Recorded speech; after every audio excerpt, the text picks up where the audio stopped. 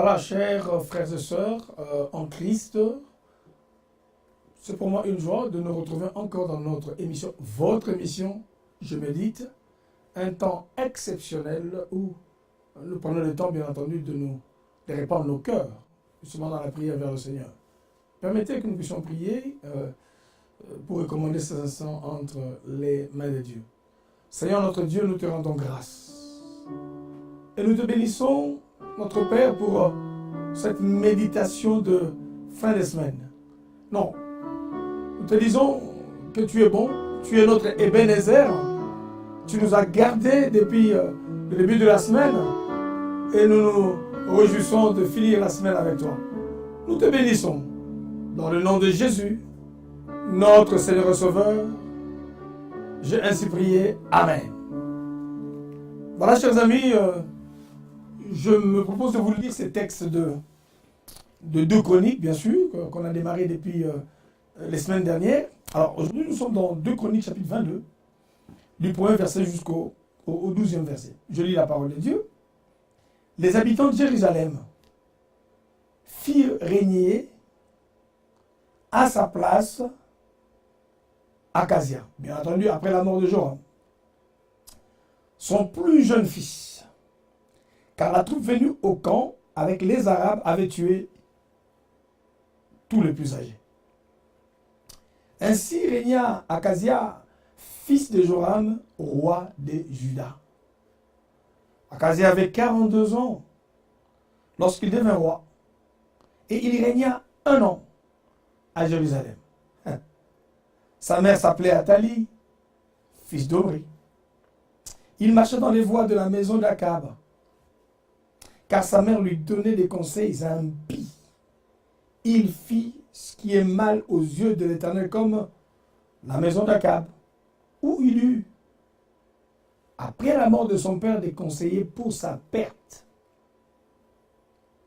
Entraîné par leurs conseils, il alla vers Joram, fils d'Akab, roi d'Israël, à la guerre contre Hazaël, roi des Syries, à Ramoth en Gala. Et les Syriens blessèrent Joram. Joram s'en retourna pour se faire guérir à Jirel des blessures que les Syriens lui avaient faites à Rama lorsqu'il se battait contre Hazaël, roi de Syrie. Azaria, fils de Joram, roi de Juda, descendit pour voir Joram, fils d'Akab, à Jirel, parce qu'il était malade. Par la volonté de Dieu, ce fut pour sa ruine qu'Akazia se rendit auprès de Joram. Lorsqu'il fut arrivé, il sortit avec Joram pour aller au-devant de Jéhu, fils de Nimshi, que l'Éternel avait oint pour exterminer la maison d'Akab. Et comme Jéhu faisait justice de la maison d'Akab, il trouva les chefs de Juda et les fils des frères d'Akazia qui étaient au service d'Akazia et qui le tua. Je voudrais d'abord parler avec nous. La lecture est longue, c'est vrai, mais je vais juste aller terminer par 2-3 versets comme ça. On continuera après. Athalie, mère d'Akazia, voyant que son fils était mort, se leva et fit périr toute la race royale de la maison de Juda.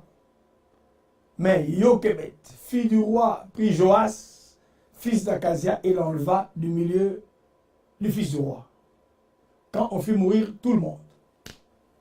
Il resta 6 ans caché avec eux dans la maison des dieux, et c'était Athalie qui régnait dans le pays. Voilà bien cette histoire exceptionnelle qui se passe justement dans l'histoire de la royauté de Juda.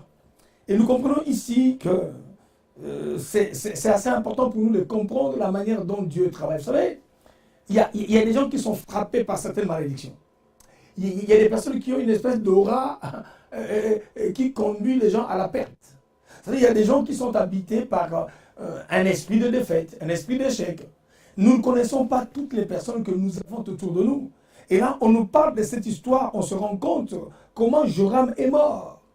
Mais on se rend compte que, en fait, son fils Akazia a 42 ans, alors qu'on avait tué tous les aînés, alors qu'on avait mis à mort délibérément d'ailleurs, parce que la Bible dit quand les autres sont arrivés, ils ont tué tous les plus âgés. Ainsi régna Acasia. Écoutez-moi très bien. Il y a des personnes, bien aimées, on nous fait la grâce de pouvoir accéder à un certain rang. Dieu permet qu'à la mort de Joram, suite à tout ce qui s'est passé parce qu'il n'a pas honoré Dieu, il n'a pas marché selon les voies de l'Éternel. Mais on se rend compte que malheureusement, nos échecs arrivent aussi suite aux personnes, à cause des personnes qui sont autour de nous. Là, on se rend compte, à 42 ans, il règne. Mais la Bible dit ceci, c'est que je ne comprends pas.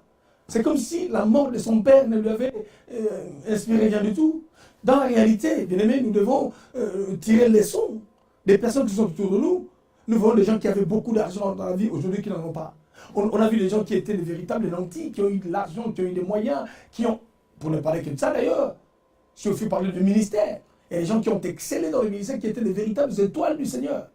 Mais à un certain moment, on n'entend plus parler d'eux. Nous avons vu des gens qui ont fait leur nom dans une époque pour une génération. Mais au bout d'un certain temps, on n'entend plus parler d'eux. Dans le monde naturel, nous avons des grands boxeurs, des grands footballeurs, toutes les personnes bien aimées dans le monde naturel qui ont fait des choses et des choses. Mais il arrive un certain moment, on n'entend plus parler d'eux. Mais le problème, c'est quoi en fait? C'est comme si tout ce qui se passe autour de nous ne nous sert à rien. Voilà Acasia, qui a vu son père régner, qui a vu son père faire des grandes choses. Oh bien aimé, je voudrais que Dieu puisse t'ouvrir les yeux pour que les échecs des autres, la manière dont les héros sont tombés autour de nous, devraient nous servir de leçon. Alors on se rend compte que son père est mort, mais Acasia a 42 ans qui accède au pouvoir, mais la Bible dit ceci. Il marcha dans les voies de la maison d'Akab, car sa mère lui donnait des conseils impies. Il fit ce qui est mal aux yeux de l'Éternel comme la maison d'Akab. Vous vous rendez compte, bien aimés? Entraîné par leurs conseils, il alla avec Joram. La Bible nous dit ceci, dans 1 Corinthiens chapitre 15, on est en train de lire de 32 à 35, les mauvaises compagnies corrompent les bonnes mœurs. Mais je voudrais que chacun de nous puisse faire très attention vis-à-vis des gens qui nous entourent, ceux-là qui viennent rentrer dans notre vie. On ne dort pas dans toutes les maisons. On ne mange pas dans toutes les tables. On ne se fait pas accompagner malheureusement par n'importe qui. Il y a des relations, bien aimés, qui viennent juste pour nous descendre dans la fosse. Regardez l'histoire de ce jeune homme qui est rentré au pouvoir à 42 ans, mais par de mauvais conseils. La Bible dit le projet échoue, faute de conseillers. Non seulement ça, écoutez ce qui se passe. Cette maman-là, c'est elle en fait dans la réalité. C'est elle dans la réalité qui a mal conseillé son fils. Il a donné des mauvais conseils à son fils. Très souvent, bien aimés, nous ne prenons pas le temps de bien investir des véritables valeurs dans la vie de nos enfants. Alors que quand les autres sont en train de réussir, ou quand nos enfants échouent demain, ça devient bien aimé toute une histoire pour en vouloir aux autres. Cette maman-là, Athalie, écoutez-moi, la Bible dit ceci. Athalie, mère d'Acasia, voyant que son fils était mort. Écoutez-moi très bien, bien aimé. Cette maman-là, de son côté également, parce que c'est elle qui a très mal conseillé son fils. Bien aimé, non, nous allons prier contre tous les mauvais conseillers. Non, nous allons extirper de nos vies toutes les mauvaises sémences qui sont arrivées par les mauvais conseillers. Non, quand on a une destinée, on ne doit pas permettre à cette destinée de s'arrêter. Simplement parce que Dieu nous a appelés à quelque chose, ce n'est pas parce que ma mère a fait telle chose que je suis obligé de le faire. On n'est pas obligé d'accepter toute forme de conseil, simplement parce que c'est dit. Le fils, il règne à 42 ans, mais sa maman lui conseille à ce garçon, il met des très mauvaises choses. Mais cette maman, au lieu de tirer une conséquence de ces choses, mais remarquez ce qui se passe. La Bible dit ceci, bien aimé, cette maman se leva et fit périr dans toute la race royale de la maison de Juda. Bien aimé, je voudrais dire une chose. On peut vouloir exterminer tout le monde, mais il y a des gens qu'on ne peut pas toucher. Il y a des gens de la génération de Joas. Ceux-là, bien aimés, qu'on monte, qu'on descende, on ne peut pas les toucher. La Bible dit ceci, mais Jochebed, fille du roi, fille Joas. Non, je prie, bien aimé, que l'accident qui était prévu, que toi tu sois dans le bus, dans les trains, dans une espèce de noyade, là où on a permis, bien aimé, dans des espèces de guet-apens, où ils se sont dit que non, lui on l'aura. Mais ce qui s'est passé avec la vie de Joas, c'est passera avec toi. Dieu enverra un ange pour te soustraire de ce mécanisme maléfique de la mort, capable de te ramener. Dieu a placé un ange. Ici, on parle de Jochebed, mais en réalité, c'est un ange. Je prie qu'un ange de Dieu puisse se lever pour te sortir de cette autoroute, pour te sortir de cette route, pour te sortir de ce chemin où il y a un piège qui est tendu pour pouvoir t'avoir. Je prie encore ce soir, je veux prier avec toi, parce qu'on se rend compte qu'ils ont exterminé tout le monde de la race royale, mais il y en a un qu'on appelle Joas, qui a été extirpé, qui a été enlevé. Oh, je prie que ce soit toi. Tu ne pourras pas payer à la place des autres. Non. La Bible dit, il resta 6 ans caché avec eux dans la maison de... Oh, ça me rappelle l'histoire de Jésus, alors qu'il est né, recherché par Pharaon, vous imaginez. La Bible dit, averti en songe. Dieu a permis que Jésus puisse aller se cacher en Égypte. Non, je dis à quelqu'un, Dieu trouvera un endroit où les gens ne se cachent pas, mais pour toi, il y aura une cachette. Non, ça me fait rappeler encore l'histoire de Moïse. Alors que, bien aimé, on est en train de chercher tout le mal. Mais Dieu permettra que ces garçons soient cachés quelque part. Je veux prier pour que la main de Dieu qui est plus forte puisse s'étendre sur ta vie et pouvoir te cacher. Tu es recherché, c'est vrai, je conçois. Ils ont mis un édit pour tuer tout le monde. Athalie est en train, l'esprit d'Athalie, bien aimé, n'est pas encore mort. Cet esprit est en train de tourner dans des familles, de faire la ronde partout pour pouvoir, bien aimé, faire périr. Mais il y en a, bien aimé, qu'on ne peut pas faire périr gratuitement parce qu'il y a une destinée. Je voudrais prier avec toi, cher frère. Je voudrais prier avec toi pour que ceux-là que tu ne connais pas, qui viennent sur ton chemin, pour te tuer ton activité, ramener la mort dans tout ce que tu fais, se rendre compte que non, il y a des anges qui sont là pour extraire, extirper de la mort ceux-là que l'Éternel a protégés. Notre Père et notre Dieu, tu as donné à Akazia d'accéder au pouvoir à 42 ans. Mais suite au mauvais conseil, Dieu, je brise tout mauvais conseil. Je brise toutes ces manches qui veulent nous ramener dans une distraction. Oh Dieu, je veux rester dans le cap. Je veux me maintenir dans le chemin que tu as tracé pour moi. Père, je ferme mes oreilles à tous les mauvais conseils. Je ferme mes oreilles à toutes les mauvaises recommandations. Je sais que tu es un Père pour moi. Tu as dressé un chemin pour moi. Oh Dieu, je te prie pour que les mauvais conseils, les mauvaises recommandations ne trouvent pas place dans ma vie. Dans le nom de Jésus, je les sors de ma vie. Je les sors de ma vie. Que la vérité de ta parole puisse s'imprégner dans ma vie à moi.